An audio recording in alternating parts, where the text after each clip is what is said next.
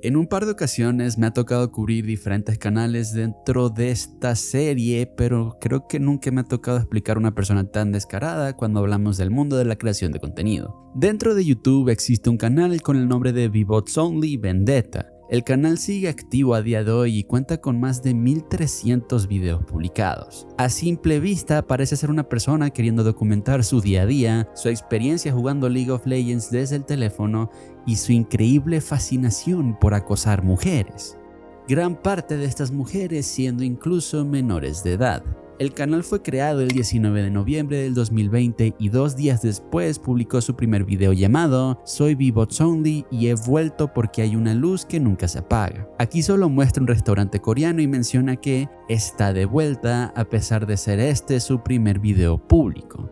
Al ver los comentarios nos daremos una idea de por qué menciona todo esto, con el usuario El Gran Brollero 6026 comentando lo siguiente: Mark, bueno, es hora de que nos cuentes qué está pasando. Todos asumimos que estabas encarcelado y que habías cumplido condena, ya que los delitos que supuestamente cometiste son muy graves en Filipinas. Parece que la madre de una de las chicas con la que estabas te delató a la policía.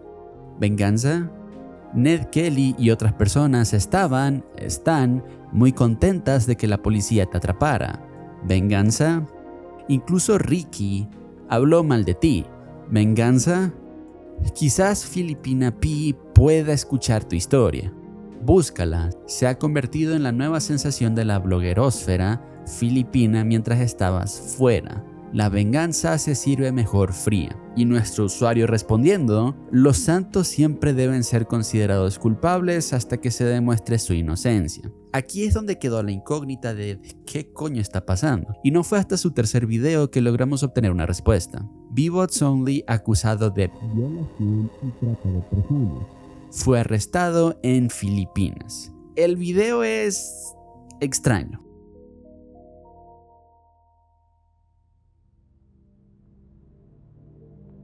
Por alguna razón decidió mostrar los documentos de la corte en donde se le acusaba de diferentes crímenes, en lo que solo se excusaba diciendo: el sistema de Filipinas está corrupto. Ahora, si se preguntan exactamente de qué crímenes estamos hablando, él nos hace el increíble favor de mostrar cuáles son las leyes que está infringiendo. En primer lugar, muestra el acto 9208, que dice, y cito textualmente: ley para instituir políticas para eliminar la trata de personas, especialmente de mujeres y niños, estableciendo los mecanismos institucionales necesarios para la protección y el apoyo de las personas víctimas de trata, estableciendo sanciones por sus violaciones y para otros.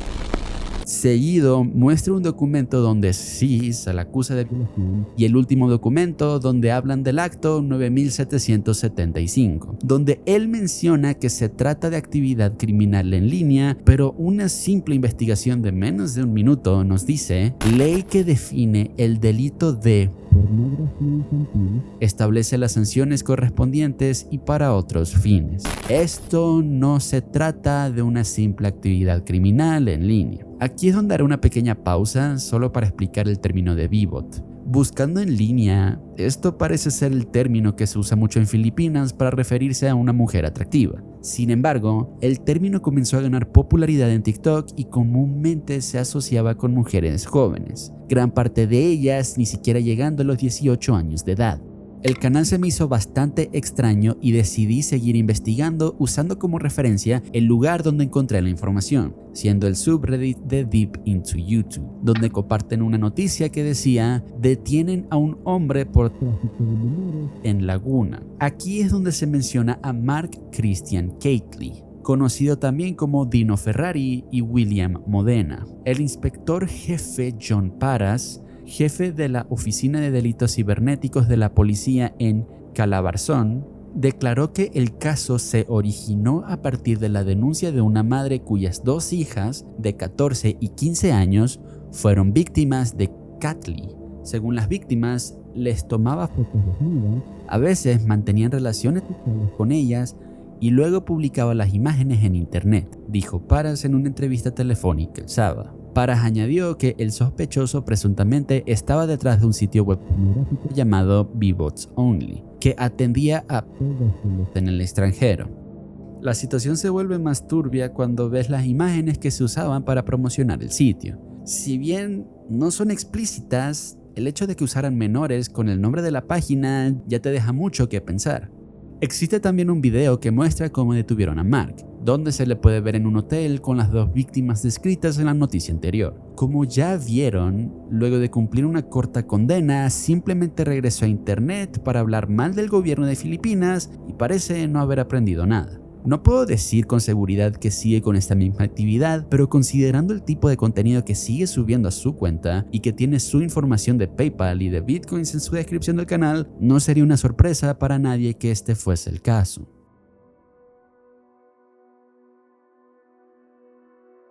Cuando hablamos de foros de imágenes, lo primero que vendrá a tu mente seguramente será 4chan, más tomando en cuenta el video que estás viendo ahorita. Aún así, el mundo de estos foros es enorme, y muchos de estos sitios han usado a 4chan como inspiración para su creación. Que esto sea algo bueno o malo, lo dejaré completamente a tu criterio. Una de estas páginas fue Debach, o 2chan, siendo esta su pronunciación en Rusia. Debach se lanzó en febrero del 2006 y eventualmente fue cerrado a principios de enero del 2009. Si bien existen varias teorías del por qué se cerró, nunca se llegó a una conclusión clara. Una de las razones más sonadas era que el dueño de la página en ese entonces, Vikenty Fesunov, simplemente se cansó de tener que lidiar con la responsabilidad de lo que coloquialmente se conocía como el 4chan ruso. Un año después, Fesunov terminó dando la administración a una persona que se hacía llamar Abu, quien fue doxeado un año después. La página, hasta donde tengo entendido, ha estado un poco intermitente, con diferentes enlaces para poder entrar, pero sigue operando a día de hoy. Y como era de esperar, la página contaba con un buen repertorio de controversias. Solo para nombrar algunas, tenían la mala costumbre de publicar información de víctimas falsas o terroristas falsos luego de cualquier ataque o tiroteo masivo, involucrando incluso a Sasha Grey como una víctima de la guerra que hubo en Donbass, quien tuvo que salir públicamente a decir que todo esto era falso. Siguiendo esta misma línea, por alguna razón tenían una extraña obsesión con doxear a actrices de entretenimiento para adultos utilizando FindFace, un programa de reconocimiento facial ruso. Sin embargo, la página se comenzó a transformar en un entorno extremista luego de que un tiroteo ocurriera en una universidad de Rusia. Les presento a Vladislav Rozlyakov, autor de lo que conocen como la masacre en el Colegio Politécnico de Kerch, teniendo un total de 21 víctimas fatales, contándose a él mismo, y 73 heridos. Para poder entender mejor la historia, siento que es un poco importante hablar de la vida de Vladislav, quien creció con padres divorciados. El papá tuvo una herida en la cabeza que prácticamente lo volvió un discapacitado. Debido a esto, se volvió alcohólico y abusó tanto de la madre como del mismo Vladislav. Incluso algunas páginas aseguran que abusaba de otros miembros de la familia. Su interacción con redes sociales al principio era casi nula debido a su madre, quien era testigo de Jehová, hasta que cumplió los 16 años, cuando solo le permitía usar la computadora en contadas ocasiones. No voy a actuar como si los conociera muy bien, pero sí tengo entendido que por sus mismas creencias, ellos tienen un estilo de vida bastante estricto. Debido a todo lo que vivió desde joven, se volvió una persona llena de muchos resentimientos y comenzó a expresar sus ideas en una cuenta anónima de VK, lo que nosotros conocemos como el Facebook ruso. La cuenta la creó con el nombre de Anatoly Smirnov, para que nadie pudiese relacionarlo directamente con las publicaciones. En el día del incidente, el 17 de octubre del 2018, se pudo observar a Vladislav usando pantalones negros y una camiseta blanca, ya que quería ser lo más parecido a Eric Harris, uno de los involucrados en el tiroteo de la escuela de Columbine. Al igual que Harris, Vladislav se quitó su propia vida luego de cometer su horrible crimen. Después de que los investigadores lograron relacionar la cuenta de VK, antes mencionada, con Vladislav, fue cuando se descubrió que formaba parte de varias comunidades dedicadas a diferentes asesinos seriales y ataques masivos, aquí encontrando su fanatismo por Eric, incluso llegando a mencionar que estaría bien hacer una masacre. La cuenta de VK terminó siendo hackeada y sus mensajes fueron publicados en diferentes sitios de internet, con mayor presencia en The Batch, donde se terminó creando una especie de culto a Vladislav y lo homenajeaban como un supuesto héroe, logrando incluso que algunos usuarios intentaran recrear sus acciones en diferentes partes de Rusia, algo que está sucediendo con bastante frecuencia. Solo para nombrar unos ejemplos, el 27 de octubre del 2019, un chico de 18 años fue detenido en Zaraisk, Moscú, cuando se supo que era un fan de Vladislav y formaba parte de un grupo dedicado al tirador de Kerch. Este chico había estado planeando un tiroteo en su universidad en Lukhovisty y fue sentenciado a 6 años en prisión. El 11 de febrero de este mismo año, 2026, un estudiante de la Universidad de Anapa, de tan solo 17 años, disparó dentro del instituto, quitándole la vida a un guardia e hiriendo a 2 personas más. Logró ser detenido antes de que esto escalara, ya que el guardia al que le disparó logró reaccionar a tiempo y cerró la entrada principal. Antes del ataque, había publicado imágenes de varios criminales que habían cometido actos similares, donde se podía ver una imagen de Vladislav.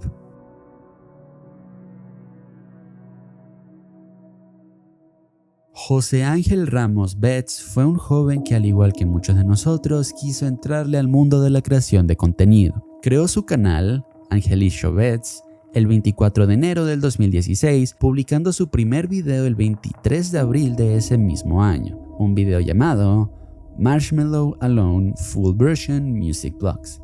El video en sí no tiene nada especial, es un niño en un mundo de bloques de música en Fortnite. Cuenta con otro video similar donde suena la famosa canción de Blue de Eiffel 65 y un short llamado La perra asesina donde simplemente está jugando con su mascota. Ninguno de los 3 videos tiene contenido alarmante o algo de lo que se pueda sacar cualquier tipo de información hasta que llegamos a ver los comentarios. Estos comentarios hablan sobre un acto horrible que cometió este niño o simplemente se la mantenían diciendo descansa en paz. Aquí es donde nos damos cuenta que la historia de este joven fue mucho más oscura de la que podemos llegar a imaginar.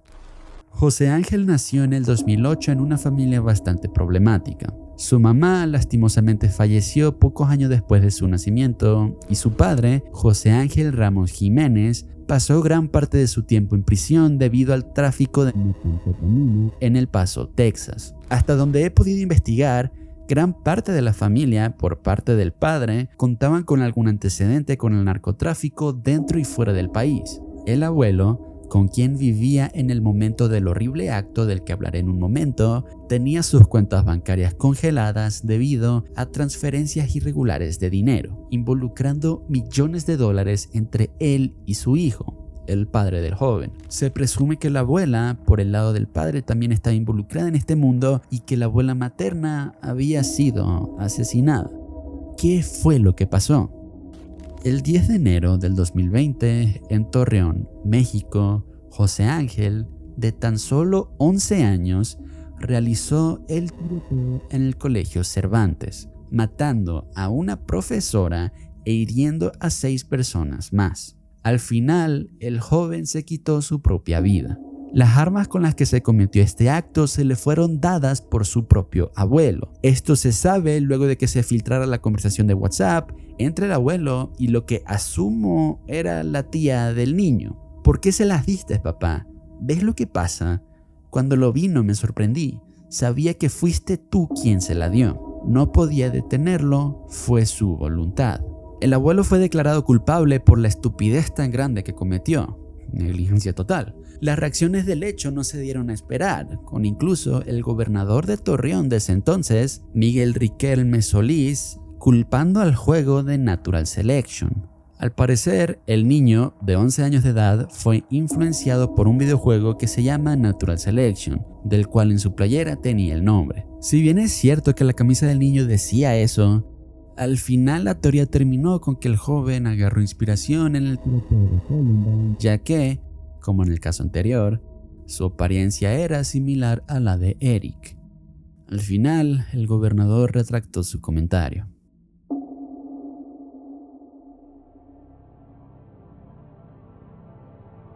Si son seguidores de esta serie, seguro recordarán en unos episodios pasados el caso de Justin Mon, un hombre que estaba tan frustrado con su padre que decidió matarlo y subir un video a YouTube donde sostenía su cabeza decapitada. El caso de Basid es similar en ese último aspecto. Si bien es cierto que uno espera ver cualquier cosa en redes sociales, más viniendo de Facebook, no creo que uno esté preparado mentalmente para ver a alguien sosteniendo la cabeza de su propia madre en una publicación. Para entender cómo es que llegamos a este punto, es necesario que demos varios pasos hacia atrás. No puedo confirmar si la vida de Basid ha sido complicada desde sus inicios. En algunos artículos ha mencionado que desde joven nunca tuvo mucha interacción con su mamá, pero con el pasar de los años ella hizo todo lo posible para poder arreglar sus errores del pasado. Algo que sí puedo asegurar es que Basid llegó a tener mucho resentimiento acumulado hacia su madre. Esta misma falta de atención desde joven incluso hizo que Basid desarrollara problemas de ira. Antes de regresar a vivir con su madre, estuvo viviendo con su pareja desde ese momento, con quien llegó a tener un hijo. Luego de diversos problemas se separaron y la expareja, Vera McLean, quien más adelante decidió cambiarse el nombre a Sarah Combs, terminó quedándose con la custodia de su hijo, Samir McLean. Al regresar a su viejo hogar, Basid terminó sintiendo una envidia enorme al ver cómo su medio hermano, de 7 años, estaba siendo completamente mimado por su madre, Tanya Bird. Es importante recalcar que su hermano tenía síndrome de Down. En las veces que Tanya no se encontraba en su casa, Basid era responsable de la seguridad de su medio hermano, y según diversas fuentes, este aprovechaba el tiempo para desquitar su ira con él. Aquí es donde llegamos al punto actual. Un día, Basid estaba discutiendo con su madre y dejó que su resentimiento tomara control completo de él. Un noticiero lo explica de la siguiente forma. Según los familiares, McLean sentía celos extremos de la atención que su madre le dedicaba a su hermano menor. En el invierno del 2013, perdió el control y asesinó a su madre, movido por el profundo resentimiento que sentía porque ella lo había puesto en un hogar de acogida cuando era pequeño, según relató su hermana. Luego, metió los restos en bolsas de basura dentro de maletas. Le dijo a un amigo, William Harris, que quería sacar la basura y los arrojó en el vecindario. Al momento de asesinar a su propia madre y decapitarla, decidió tomarse una selfie para luego publicarla en redes. Tanto él como su amigo, William, quien conoció estando en prisión antes, fueron sentenciados. El abuelo de Basid, James McLean, de 75 años, también habló diciendo que perdonaría a Basid por lo que hizo, pero que jamás podría olvidarlo. Te quiero. Fui yo quien te enseñó a caminar. Me rompiste el corazón. La hermana de Basid, Portia Lovett, dijo que aún no estaba lista para perdonar a su hermano, señalando que no sentía alivio por el cierre del caso y que había perdido a la única persona en su vida que realmente creía en ella. Rezo para que algún día tenga la fuerza para perdonarte. De algo estoy segura, jamás volveré a confiar en nadie. La historia, sin embargo, se vuelve un poco más triste. Al enterarse de su sentencia, su expareja, Sarah, decidió quitarle la vida a su propio hijo. Según los reportes, Sarah golpeó al niño con una escoba tan fuerte que lo dejó sin vida. Luego de esto, colocó el cuerpo en un contenedor plástico y lo dejó en su patio delantero. Actualmente Sarah también se encuentra cumpliendo una condena. Si bien es cierto que en esta serie se cubren temas bastante fuertes, en muy pocas ocasiones me detengo a hablar de manera personal con ustedes sobre algún punto, y creo que este merece dejar una advertencia antes de comenzar.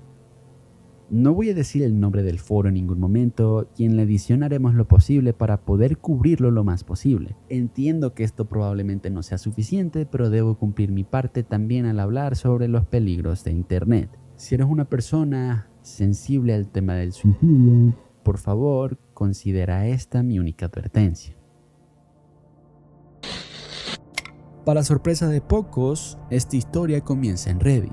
Si bien ya es bastante conocido que existe un grupo grande de subreddits eliminados, no todos tienen conocimiento del por qué gran parte de estos dejaron de existir dentro de la plataforma. Subreddits como Watch People Die, Mira Personas Morir, fueron eliminadas por mostrar contenido bastante gráfico, siendo, de manera literal, los últimos minutos de vida de una persona. Así como este, siendo el más conocido, existieron muchos otros que trataban el tema de la muerte como simple morbo, llenando la comunidad de niños idiotas que según ellos ven puro gore al despertarse para poder sentir algo. Sin embargo, comenzaron a crearse comunidades que trataban la muerte de una manera diferente, algunos glorificándola y muchos otros buscando la manera de poder ayudar a personas que buscaban este trágico final.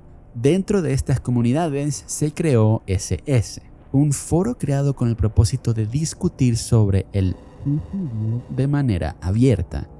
La comunidad comenzaba mostrándote las reglas que debías de seguir, siendo una descripción general del subreddit. Reglas importantes. Número 1. No se permite información personal bajo ninguna circunstancia. Cualquier publicación que incluya nombre completo, dirección, ubicación específica o fecha y hora para cometer un acto será eliminado de inmediato.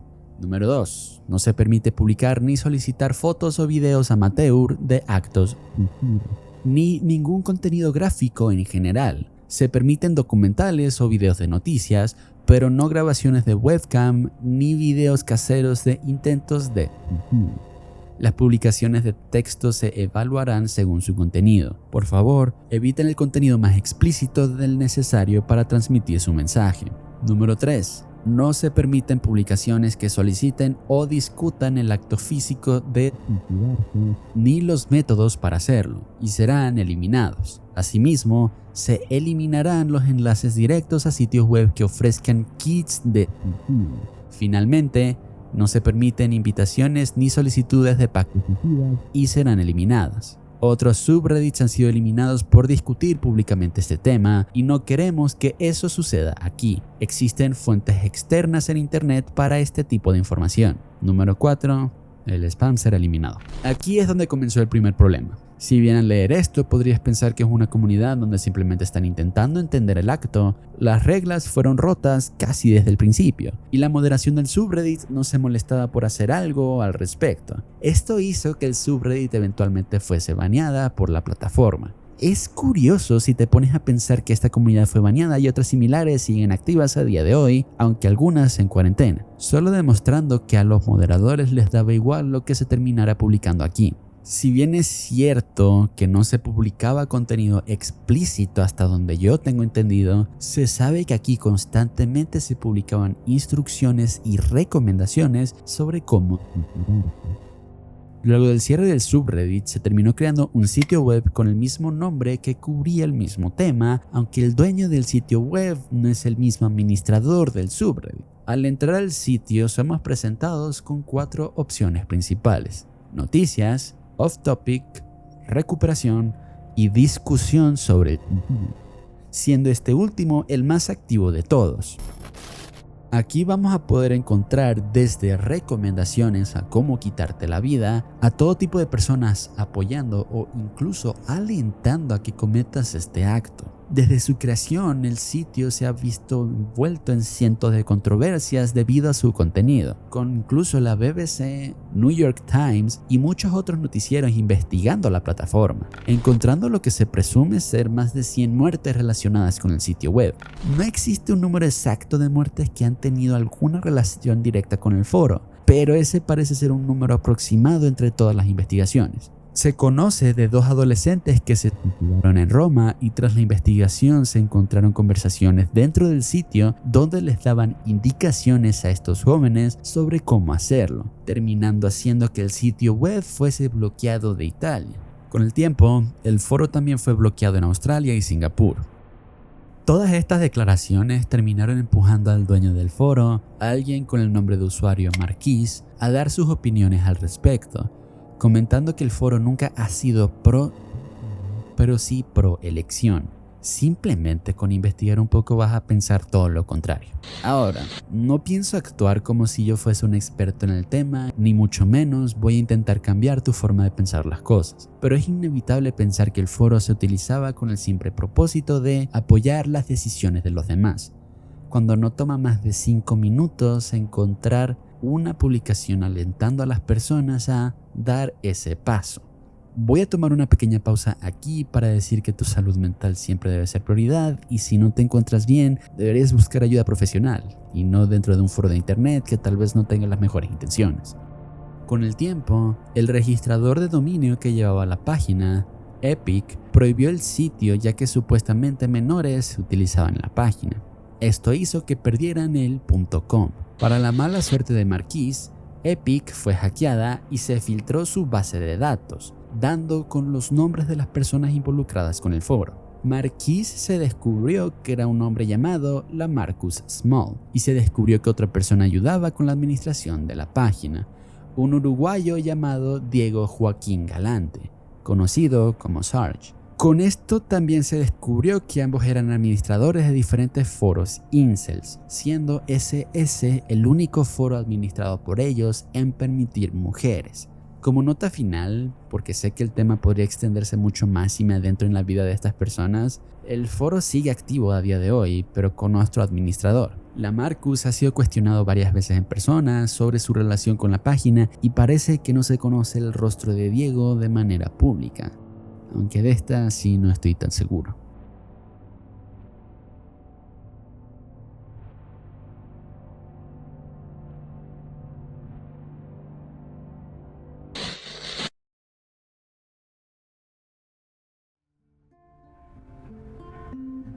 Y hasta aquí el video de hoy.